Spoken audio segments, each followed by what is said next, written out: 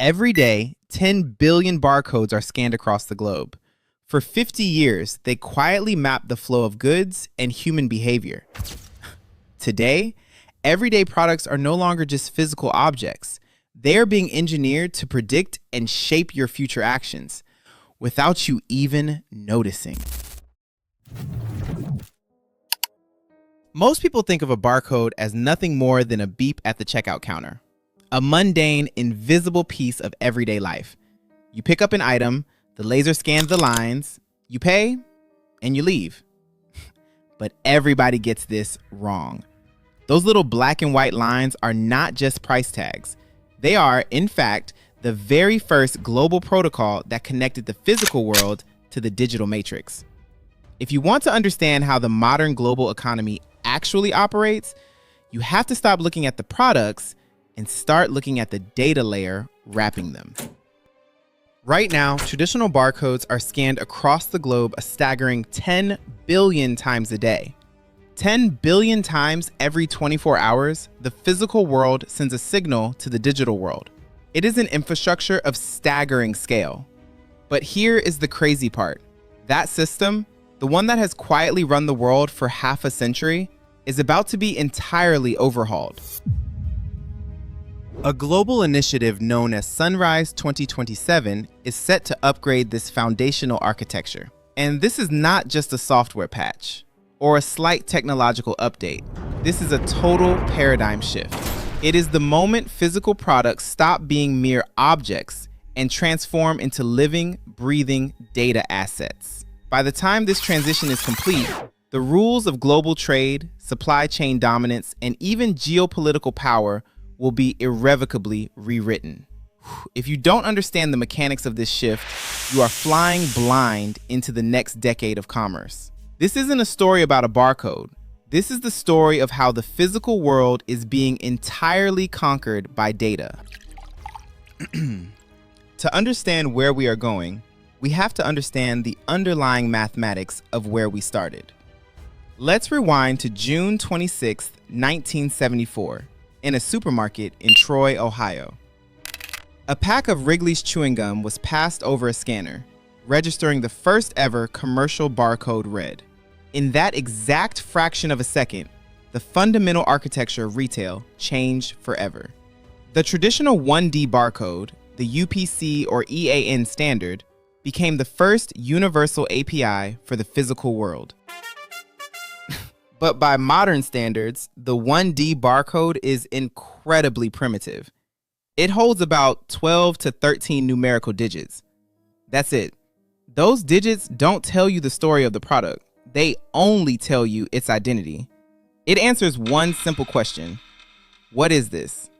But in today's hyper-optimized algorithmic economy, what is this is no longer enough. The system now demands to know, where did this come from? Which specific production lot was it manufactured in? What route did it take across the ocean? And exactly what day will it expire? You cannot fit that biography into 13 digits. This is the driving force behind the Sunrise 2027 initiative, which mandates the transition from 1D lines to 2D codes like QR codes and data matrix. The capacity upgrade here is mind-bending. A 2D code can hold thousands of characters. It doesn't just carry an ID, it carries a database. The product is no longer a silent passenger in the supply chain. It is a broadcasting node. And this brings us to the second pillar of the system, the feedback loop.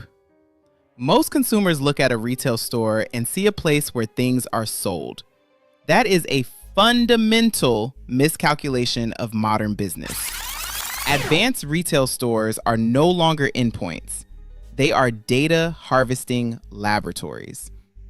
Look at Inditex, the parent company of Zara.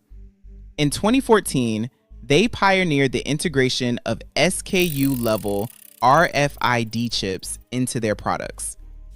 Every time a garment is moved, taken to a fitting room, or scanned at the point of sale, it sends a localized data signal back to their central hub in Spain. This isn't just about tracking inventory. It's about training an organism. This feedback loop allows the company to detect a micro trend in a specific city, design a response, manufacture it, and ship it back to that exact store. Historically, the fashion industry's production cycle took anywhere from 3 to 6 months. Zara, utilizing this relentless flow of physical data, compressed that cycle down to just 15 days, 2 to 3 weeks from concept to shelf. The cash register is no longer just processing a transaction. It is actively training the global supply chain. But what happens when you take this massive influx of physical data and feed it into advanced artificial intelligence? You cross the threshold from a system that reacts to a system that predicts. Welcome to the predictive layer of commerce. People assume that a logistics giant like Amazon wins simply because it has massive warehouses and a lot of delivery vans. They assume that you click buy, and then the company scrambles to put your item in a box. But the math tells a different story. If you look at Amazon's US patent number 8615473B2, granted back in 2013, you will find the blueprint for something called anticipatory shipping. By mapping SKU variants against consumer behavioral data, how long your mouse hovers over an item, your search history, the time of day you browse, their predictive AI models forecast demand with terrifying accuracy. They don't wait for you to make a decision. The algorithm predicts that a specific zip code will order a specific number of a specific SKU by Tuesday. Now, they don't print a shipping label with your name on it before you buy. That's a myth. But what they do is pre-position the inventory. They move the product from a distant mega warehouse into a local distribution hub, or even directly onto a delivery truck idling in your region, hours or days before you ever click checkout. Consumer free will has been mapped. The logistics network is no longer reacting to your choices. It is anticipating them and pre-positioning physical reality to meet your future actions.